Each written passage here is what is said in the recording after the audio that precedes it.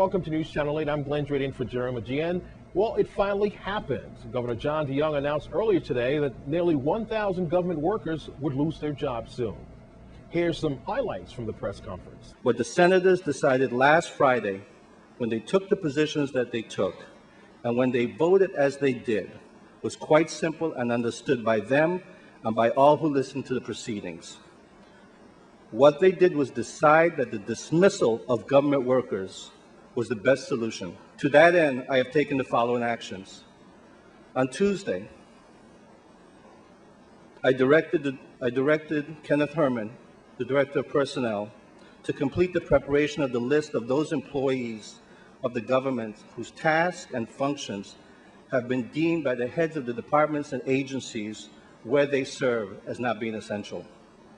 Today, OMB Director Deborah Gottlieb will be issuing letters to executive branch departments and agencies noting the amount of reductions required. These agencies will also include the Waste Management Authority, the University of the Virgin Islands, Housing Finance Authority, the Economic Development Authority, Boards of Education, the Board of Elections, WTJX Television, Schneider Regional Medical Center, and the Governor Juan F. Louis Hospital. On December 30th, letters will be delivered to 143 temporary, per diem, and part-time employees who will be informed of their dismissal, with the 30th their last day of work, but they will be placed on administrative leave so they can be paid for 2 weeks. On January 5th, an additional 350 employee dismissal letters will be sent out informing those employees of their termination. I have been very clear that this is not the course of action that I wish to pursue, and my actions over the years have reflected this. But I've also been just as clear that the lack of action by the 29th legislature requires these steps. We have no other choice given to us at this point, and all should understand that these are but the initial steps. Further actions, including an additional employee dismissals, will be required, and the combined impact will be dramatic. In other news, Senator Positive Nelson's react to the announcement that government workers would lose their jobs soon. Thank you very much. Some pretty depressing news to a lot of people here in our territory. Here with Senator Positive Nelson, Terrence Positive Nelson. Thank you very much, Senator.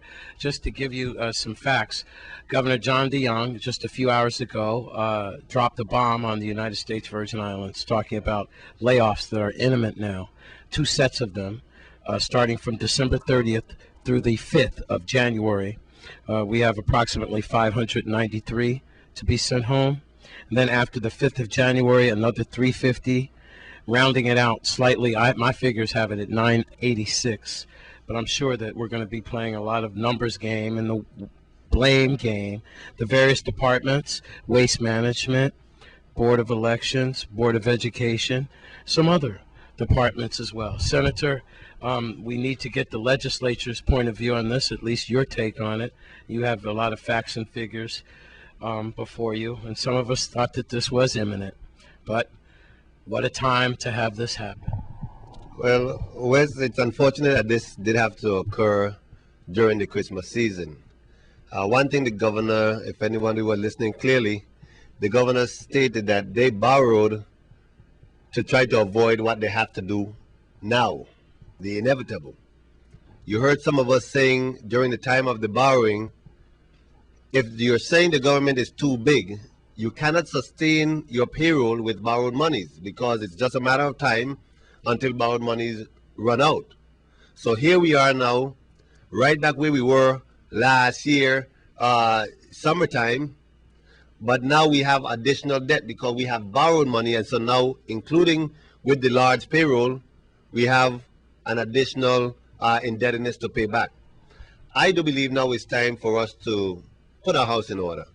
I would agree with the governor that the government might be a little heavy, but where? I would say it's heavy at the top. The governor might differ from that. I would say instead of trying to increase gross receipts in the interim, actually give a discount for businesses, entities to pay their gross receipts a year up in advance. The idea is to get cash flow now. Why? Because there are some revenues that's supposed to be coming online. The governor does not want to admit that the flawed deal with Diageo is bearing a burden on us right now, because our $194 million in rum cover over the gross from Diageo and Cruiser rum. We're only netting what's actually going to the general fund is only $37 million. We were doing better with just Cruiser rum. So how great was the Diageo deal? I want to say, and I want to offer some proposals, because I'm not here to just respond to the governor's negativism here during Christmas time. What I want to tell the people is, let this be actual shared sacrifice.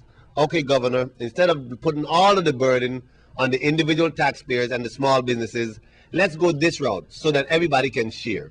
Let us go to the EDC companies who are here.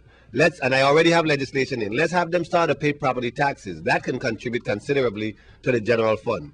Let us have EDC companies pay a small percentage of their gross receipts tax. Let it be 0.25%. That will be a considerable contribution to the general fund. And they can afford it, by the way, because right now most of them are about 90% exempt.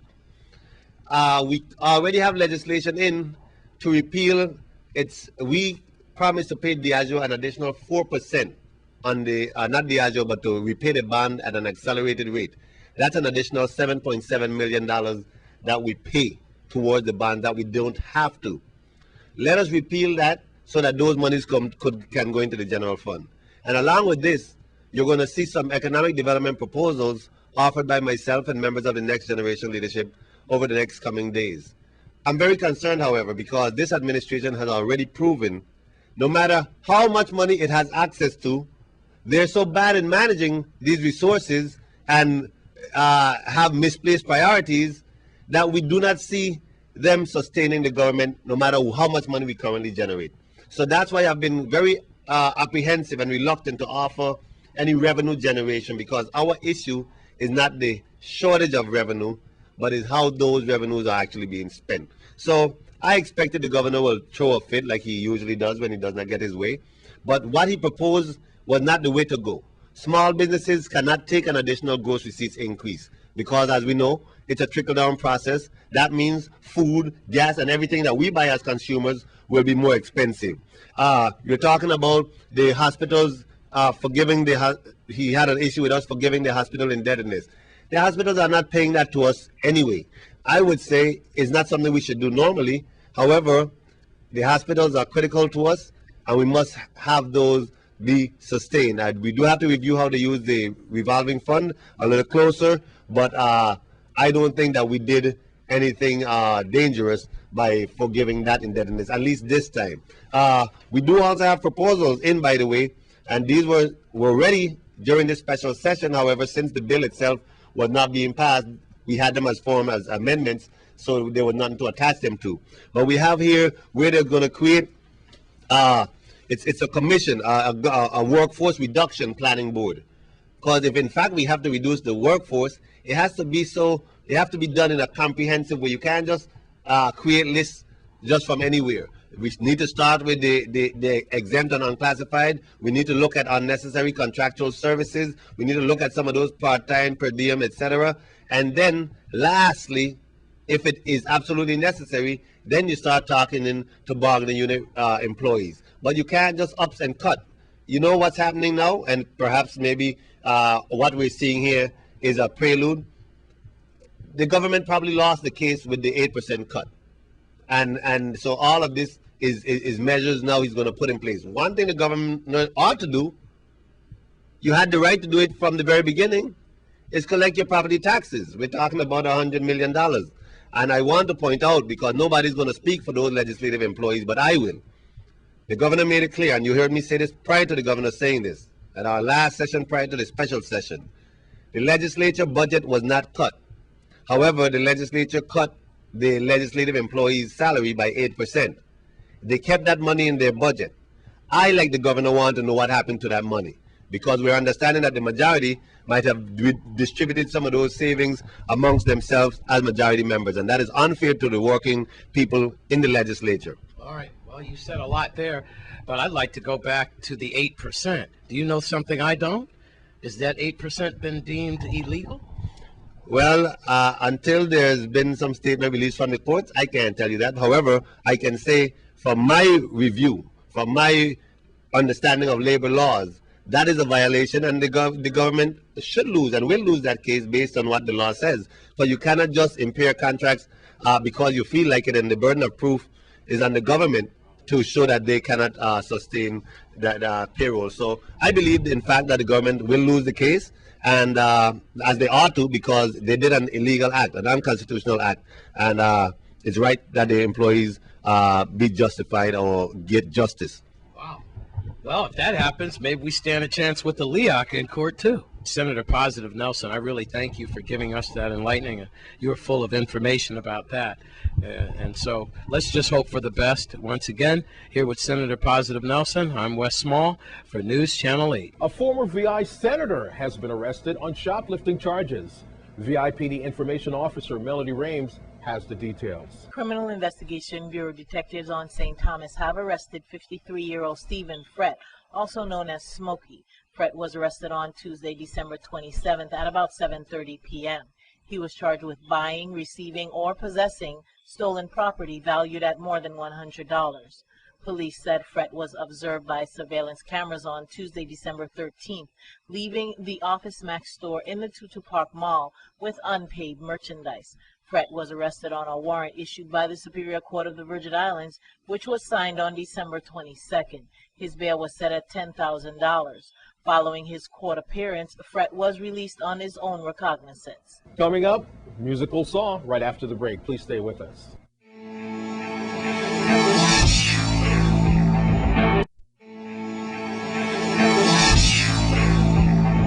Well, festival measures has been taking place according to yesterday's press conference. Chief Howell on the agenda that the curfew violations will stay in effect for the Christmas fiestas. I want to talk to you about is juvenile and curfew violations. Certainly the police department over the last couple of years has been very aggressive in the enforcement of juvenile violations, curfew violations specifically. As far as the different functions that will be taking place, specifically speaking now about Festival Village and some of the other nighttime functions, if you're a juvenile or if you're a parent of a juvenile, we're not trying to say that your kids can't be out enjoying themselves with an adult, a responsible adult, but at the same time, if mom is on one side of Christiansted and the child is in Frederiksted, they're obviously not under their supervision. That supervision should be what we consider eye shot. It should be, you should be able to see your children. So if we traffic stop a vehicle in the night and your 15-year-old daughter is in that vehicle and it's 1 o'clock in the morning, mom and dad's going to be getting a call to come and get them. There'll be records maintained inside the Juvenile Bureau of this, and the police department is going to take aggressive stances as far as making sure that these kids are where they're supposed to be and they're not in trouble. We will be aggressively enforcing DUI checkpoints throughout the Christmas season. Many of these checkpoints will be set up in and around the areas where activities are taking place, and they will go into the night or into the morning, I should say. If you've had too much to drink, make sure that you have a designated driver. We don't want, above all, we don't want anybody to get in an accident, lose their life because of the consumption of alcohol. If you know you're going to go out and drink that night, plan ahead. Make sure you have a designated driver. Last year, we gave this reminder, and we were very impressed because we did pull over a lot of vehicles, a lot of DUI checkpoints, and a lot of times the only person sober in the vehicle was the driver. Everybody else had way too much to drink. So obviously they were listening to our warnings, and that's a good thing. So the DUI van will be out there. Also the 40-foot Winnebago. The command center will be set up at strategic locations, and we will be doing field sobriety checkpoints throughout the island, and especially around the village and other activities. Well, keeping the rhythm going for the festival season, well, who says you can't get Christmas music out of a song? Let's take a look.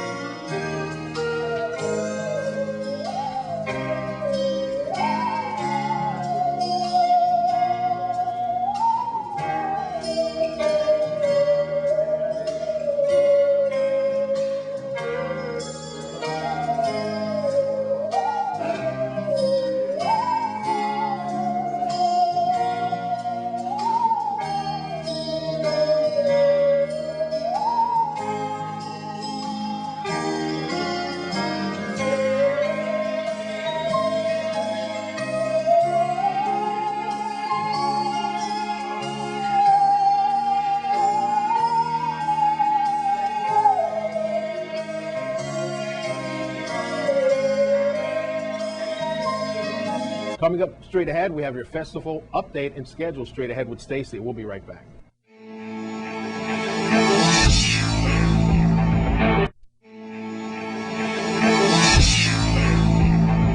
Here's Wes and Stacey Aimers from the Festival Committee.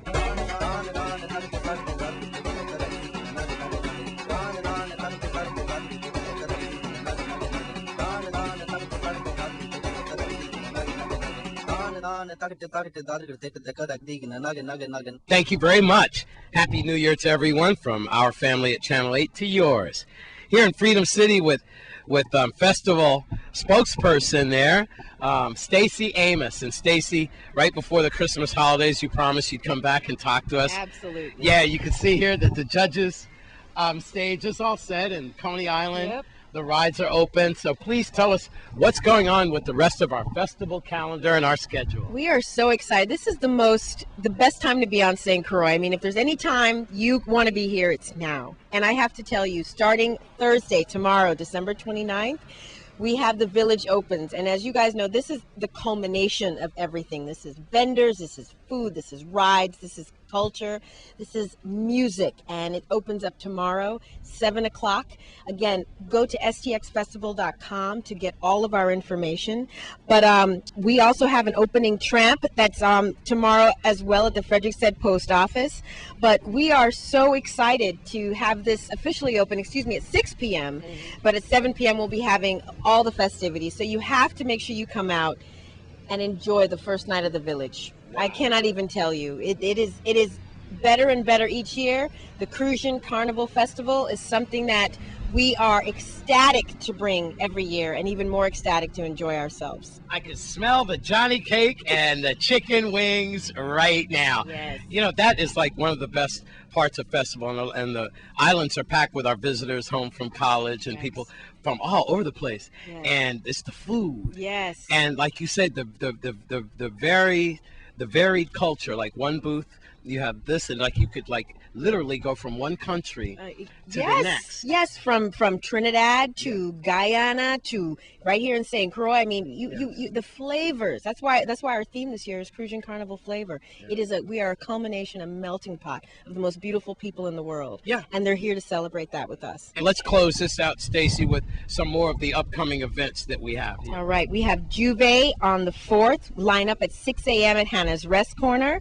We have the food fair, which is the best. Is also on Wednesday the 4th. That begins at 12 noon right here at Budho Park at the Clock Tower. Come with your belly open so you can fill it. Come with your belly open. And then we also have the Calypso final competition Thursday the 5th. That's at 7 o'clock at Island Center. Right. And then Latin Night, which who doesn't love Latin Night? Thursday, January 5th here at the Village. You cannot tell me you don't have a socials calendar. I just gave you one for this entire time. Stacey Amos, very lovely, and Happy New Year to you and your family. Happy New Year once to again, you too. Season 3. Look out for Channel 8 for Juve, because I know Coop is going to pick me up early in the morning. I'm going to put on my match. You going to whine with me, baby? I will so put on my handkerchief, and I can hear that music from the truck now. Wop, wop, wop, wop, wop, wop, wop. Wop, wop, while we working it. Jump up, jump up. I'll have a tube of Ben Gay in my pocket. Don't tell nobody. From Freedom City, right in front of the judges' booth here, their stage. Hi, how you doing? And we got Coney Island here. That's right. All the food, delicious culinary. Make sure you get here and enjoy Festival Freedom City. How you doing? Happy New Year to you and your family.